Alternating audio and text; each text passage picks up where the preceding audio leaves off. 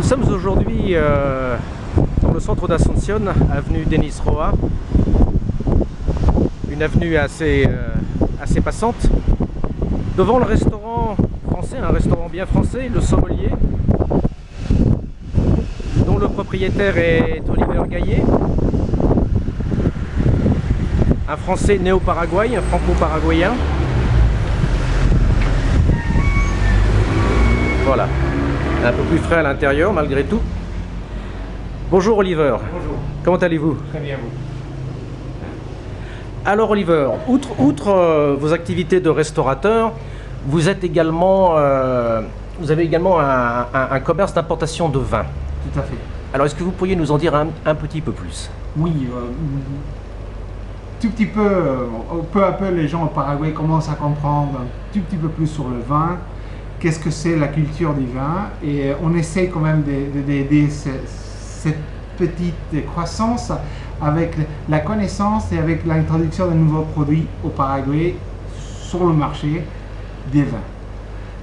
Mais par contre, on travaille toujours sur le vin qu'on appelle de vin spécifique et variétal. Ça veut dire un seul cépage, Ouais. pour que les gens commencent à comprendre un peu plus le marché des vins. Qu'ils aient des références qui leur permettent ensuite d'approfondir leurs connaissances. Tout à fait, voilà, Ouais. tout à fait, voilà. Le marché paraguayen n'est pas très grand, elle est petite encore, mais il faut créer le goût. Il faut créer le goût. Alors, on le sait, vous faites des émissions de radio, vous êtes chroniqueur dans les principaux journaux du pays. Alors, est-ce que c'est surtout au travers de votre travail de journaliste, ou est-ce que c'est aussi avec des dégustations, avec des... Non, on fait des dégustations assez souvent, au moins 3 fois par mois. 3 fois par mois. Avec des clients différents. Des fois, c'est des clients qui sont invités, des fois, c'est des clients payantes. Ouais, Ça dépend beaucoup. Quelle est la stratégie, quelle est la marque, qu'est-ce qu'il faut faire. Mais l'idée surtout, c'est d'essayer de faire connaître le vin aux gens. D'accord. Une fois qu'on crée, que ça est créé et que les gens commencent à comprendre ou peut-être à cibler une marque, une étiquette, Ouais. c'est plus facile pour le vendre. D'accord. Et c'est comme ça qu'on travaille avec le vin argentin, avec le vin chilien, avec le cépage, parce que le cépage numéro 1 au marché paraguayen, c'est le Malbec argentin. Ouais. À partir de là, on essaye quand même de faire comprendre aux gens qu'il y a des autres cépages. Et le summum ou le top, c'est d'arriver au vin européen. Vin européen, ouais. Mais pour arriver au vin européen, les gens ils n'arrivent pas à comprendre, surtout le vin français qui c'est hyper compliqué pour eux. Ouais. Tout le monde comprend maintenant la Bourgogne, Chardonnay en blanc, Pinot Noir en rouge, Mhm. mais ce n'est pas les cépages que les gens ils apprécient le plus, Ouais. pour commencer.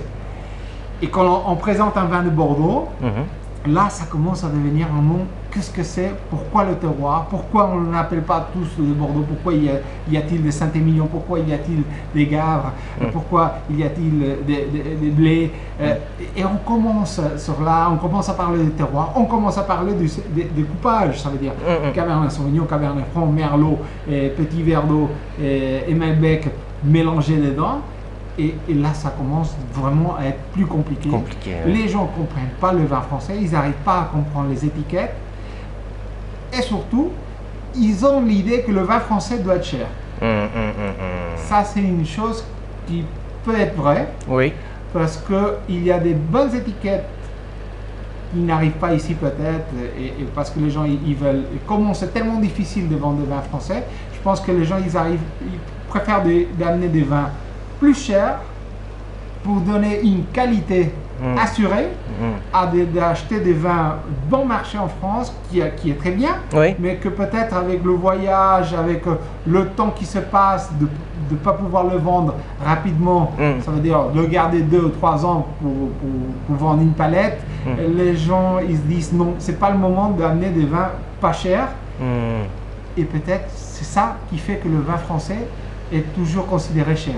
Ou que les gens ils goûtent un vin français qui n'est pas cher et qui disent j'apprécie pas. Oui. Peut-être c'est parce que c'est un vin qui doit être vendu dans maximum 2 ans et que le vin a déjà ici 2 ans et demi, 3 ans.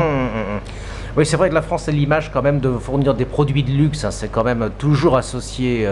Mais est-ce qu'il y a une curiosité chez les Paraguayens? La curiosité est là, Oui, toujours. oui. C'est ça le grand effort, Ouais. de faire connaître, d'expliquer aux gens qu'il faut sortir d'un vin monocépage. Oui, Il oui, faut goûter le blend. oui. Que l'esprit du blend, c'est l'esprit de l'onologue qui essaye de faire son maximum effort pour produire le meilleur produit possible. Alors, est-ce que chez les pays producteurs comme l'Argentine et le Chili, il y a la même difficulté pour les vins français? Oui, il faut savoir qu'au Chili, c'est pas un vin consommateur de vin. C'est un très grand Producteurs? producteur, mais pas consommateur. Alors, ils n'arrivent pas quand même à donner cette explication. D'accord. Peut-être pour eux, c'est pas très important parce que tout ce qui est produit au Chili, ou pratiquement une bonne partie qui est produit au Chili, part en exportation. Par contre, nous, au Paraguay, on est dans une situation différente. On est les importateurs, on n'a pas de vin, et on essaie de se bagarrer dans un petit marché avec tous les importateurs qu'il y en a. Il y a pratiquement dans la CAP, c'est l'association des importateurs de vin au Paraguay, il y a 22 importateurs qui sont associés. Et on pense qu'il y en a encore 30 qui ne sont pas associés. Il y a 50 importateurs de vin au marché. C'est un très petit marché. C'est beaucoup, oui. C'est beaucoup. Et il y a les gens il y a beaucoup d'Européens qui sont sur place, ça veut dire des gens qui se disent bon, j'amènerai mon vin d'Espagne, j'amènerai mon vin de Portugal, j'amènerai mon vin d'Italie. Et on se trouve sur un marché qui ne comprenne pas le vin européen, avec plein des étiquettes sur le marché. D'accord. Bien. Mais bon, on travaille, on essaye de faire. Je pense que l'idée, c'est toujours faire connaître plus la France de mon côté. Bien sûr. De mon côté, c'est faire connaître le vin, c'est une passion. Le vin est une passion. C'est pour ça qu'on a monté le restaurant, les sommeliers, avec ce nom-là, pour faire venir des gens, pour faire venir, pour faire goûter les gens du vin, du bon vin en tout cas. Dans mon esprit, la France est toujours présente. J'ai une société, avec la société d'importation, on n'arrive pas à importer des vins français pour l'instant. On est presque là pour faire venir la première partie des vins de Côtes-du-Rhône. Pourquoi on a choisi le Côtes-du-Rhône? C'est peut-être parce que c'est un terroir plus facile pour les gens d'arriver à comprendre qu'est-ce qui est là dans le produit. Alors, puis c'est un vin séduisant dès l'abord, le Côtes-du-Rhône. Hein. C'est-à-dire que c'est facile à boire tout de suite.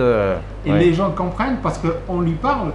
Le blanc, ah oui, c'est des viogniers. Le rouge, c'est du Syrah. Oui. Même s'il peut en avoir des autres choses, mais on explique simplement comme ça. Et puis en plus géographiquement, ça parle, le Côtes-du-Rhône. C'est le soleil. C'est le soleil, c'est un fleuve, c'est des deux côtés.